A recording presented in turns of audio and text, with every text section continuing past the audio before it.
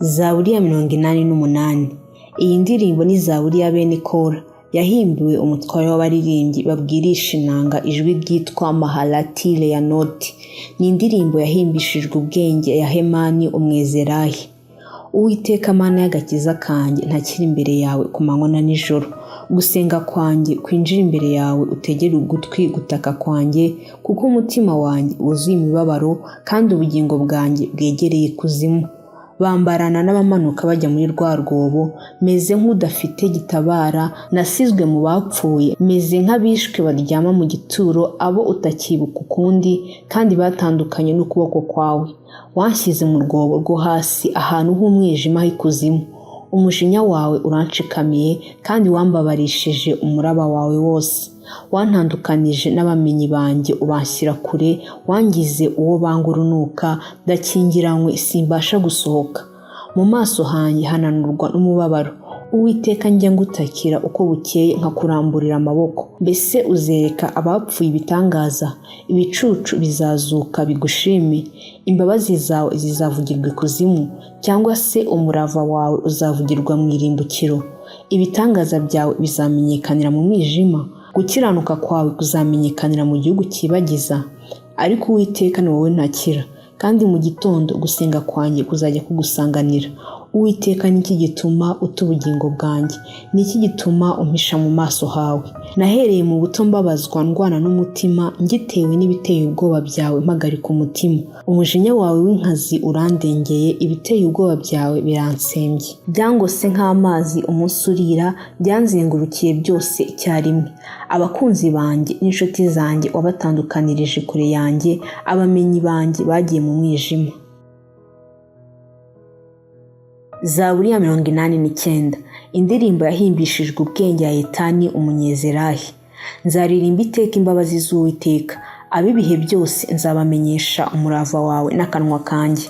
Kuko navuze nti, imbabazi zizakomezwa iteka, no mu ijuru ubwaho uzahashimangira umurava wawe. Nasezeranye isezerano n'uwo natoranije, narahiye Dawidi umugaragu wanjye nti, nzashimangira urubyaro rwawe iteka, intebe yawe y'ubwami nzayikomeza ukageza ibihe byose. Uwiteka, ijuru rizashima ibitangaza byawe, umurava wawe uzashimirwa mu iteraniro ry'abera. Ninde wo mu ijuru wagereranywa n'Uwiteka? Ninde wo mu bana b'Imana uhwanye n'Uwiteka? Niwe Mana iteye ubwoba bwinshi mu rukiko rw'abera, niyo gutinywa kurusha abayikikije bose. Uwiteka Mana Nyiringabo, ninde munyambaraga uhwanye nawe Uwiteka? Umurava wawe urakugose impande zose, ni wowe utegeka kwihinduriza kw'inyanja. Iyo umuraba wayo uhagurutse urawuturisha, ni wowe wamenaguye Rahabu imeze nk'uwishwe. Watatanishije ababisha bawe ukuboko kw'imbaraga zawe. Ijuru ni iryawe, isi nayo ni iyawe, isi n'ibiyuzuye ni wowe wabishimangiye. Ikasikazi n'ikusi ni wowe waharemye, Itaboru n'i Harumoni hishimira izina ryawe. Ufite ukuboko kw'imbaraga, ukuboko kwawe kurakomeye, ukuboko kwawe kw'iburyo gushyizwe hejuru. Gukiranuka no guca imanza zitabera ni imfatiro z'intebe yawe, imbabazi n'umurava birakubanziriza. Hahirwa ishyanga rizi ijwi ry'impundu, Uwiteka rigendera mu mucyo wo mu maso hawe. Bishimira izina ryawe umunsi ukira, kandi gukiranuka kwawe niko kubashyirisha hejuru. Kuko uri icyubahiro cy'imbaraga zabo, imbabazi zawe nizo zizashyirisha hejuru ihembe ryacu. Kuko ingabo idukingira ari Uwiteka, umwami wacu ari Uwera wa Isirayeli. Cyagiye wabwiriye abakunzi bawe mu byo beretswe uti, mpaye umunyambaraga gufasha kwanjye, nshyize hejuru uwatoranijwe mu bantu. Mbonye Dawidi umugaragu wanjye, musize amavuta yanjye yera. Ikiganza cyanjye kizajya kibana nawe, ukuboko kwanjye kuzamukomeza. Umwanzi we ntazamutungura, kandi umunyabyaha ntazamugirira nabi.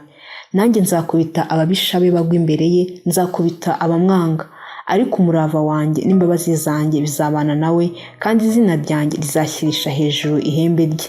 Nzashyira inyanja mu ntoki ze n'inzuzi mu kuboko kwe kw'iburyo. Azantakira ati, ni wowe Data Imana yanjye, igitare cy'agakiza kanjye. Kandi nzamuhindura imfura yanjye, asumba abandi bami bo mu isi. Nzamubikira imbabazi zanjye iteka ryose, isezerano ryanjye rizakomera kuri we. Kandi nzaramisha urubyaro rw'iteka ryose, nzaramisha intebe ye y'ubwami nk'iminsi y'ijuru.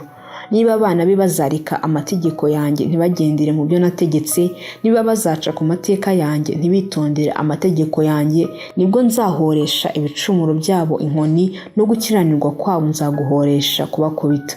Ariko sinzamukuraho rwose imbabazi zanjye, sinzivuguruza umurava wanjye, sinzica isezerano ryanjye, sinzahindura ijambo ryavuye mu kanwa kanjye.